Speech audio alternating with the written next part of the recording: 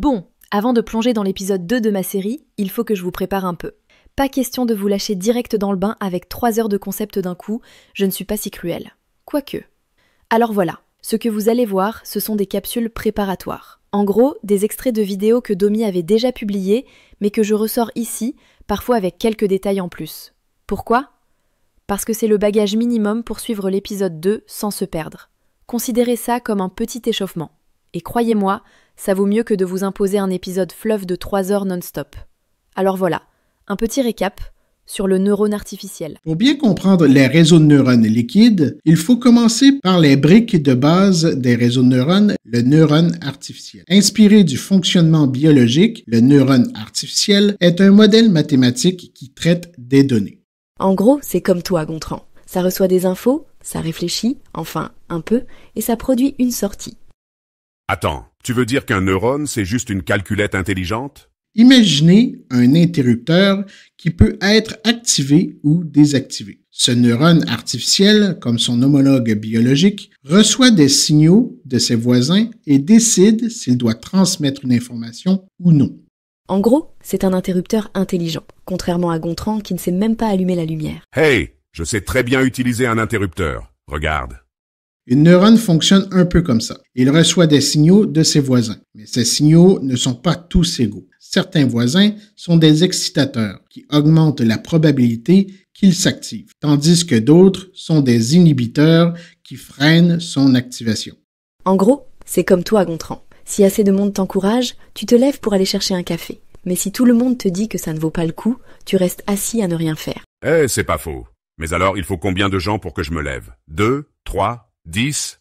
C'est là que le seuil entre en jeu. Un neurone artificiel, comme un interrupteur, se base sur un seuil. Si la somme des signaux excitateurs et inhibiteurs qu'il reçoit dépasse ce seuil, il s'active. Sinon, il reste désactivé. Prenons un exemple simple. Imagine que le seuil est fixé à 1. Si un voisin excitateur envoie un signal positif de plus 1 et un autre inhibiteur envoie un signal de moins 1, la somme est de 0. Résultat, le neurone reste inactif. Mais si un autre excitateur envoie aussi un plus 1, la somme passe à plus 1 et là, le neurone s'active. Et quand il s'active, il transmet une information aux autres.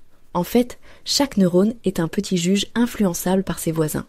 Plus les excitateurs crient fort, plus il est convaincu de s'activer. Mais si les inhibiteurs dominent, il reste calme. Donc, c'est un peu comme une dispute entre voisins pour décider si je dois sortir de chez moi ou non. Finalement, c'est assez humain ton truc.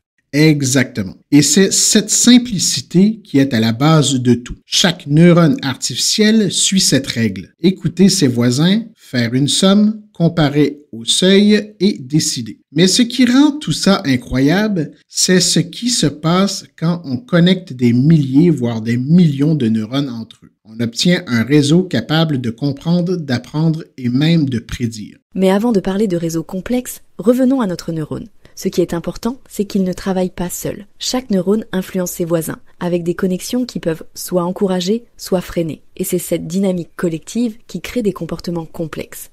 Exact. Et si un seul neurone peut paraître simple, imaginez le potentiel quand il travaille en équipe. Maintenant, passons au niveau supérieur. Maintenant que vous savez comment un neurone fonctionne individuellement, voyons ce qui se passe quand deux neurones, disons I et J, interagissent. L'idée centrale, c'est que le neurone I peut influencer le neurone J via une connexion. Et cette connexion a une importance qu'on appelle un poids noté W de IJ. Ce poids peut être positif, excitant J, ou négatif, inhibant J. En d'autres termes, c'est comme si I pouvait dire à J « fais-toi entendre » ou « calme-toi ». Et plus la connexion est forte, plus J obéit. Donc c'est comme quand je parle à quelqu'un et qu'il écoute plus ou moins selon le ton de ma voix. Exactement. En mathématiques, la relation entre deux neurones se décrit comme ça. H de J est égal à la fonction f appliquée à la somme pour tout I des produits de W, indice de IJ, par H de I plus B de J. H de I est l'état du neurone I qui peut être activé, plus 1, ou désactivé, moins 1. WIJ est le poids de la connexion entre I et J. BJ est le biais du neurone J qui détermine s'il est facilement activable ou non. F est la fonction d'activation qui transforme la somme en une décision d'activation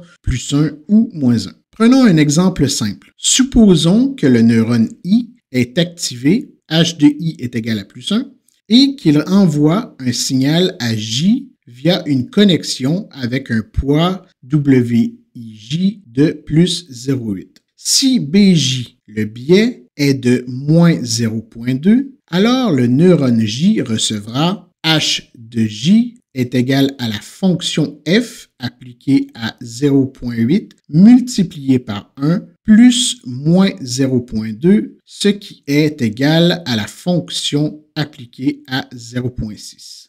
Et si la fonction d'activation f est une simple règle, par exemple activée si le résultat est positif, alors J s'activera, car 0,6 est plus grand que 0. Maintenant, imaginons que le neurone I soit désactivé. H de I est égal à -1. Ou le poids soit négatif, WIJ est égal à -0,8. Cette fois, J recevra H de J est égal à la fonction f appliquée à -0,8 multiplié par 1 plus -0,2, ce qui est égal à la fonction f appliquée à -1. Et là, J ne s'active pas, parce que le signal est inhibiteur. Donc, si je résume, tout dépend du signal que I envoie, de la force de la connexion W de I et J et du biais B de J. Bravo Gontran! Tu viens d'expliquer comment deux neurones échangent des informations. Maintenant, imagine ce qui se passe quand des centaines de neurones sont connectés comme ça. Exactement. Et c'est là que les choses deviennent vraiment intéressantes.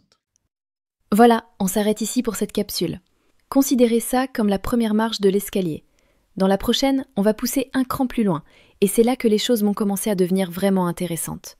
Ah, et pour les plus curieux, ou les plus courageux, j'ai mis le lien vers la vidéo complète dans la description. À vous de voir si vous voulez le marathon ou les petites étapes.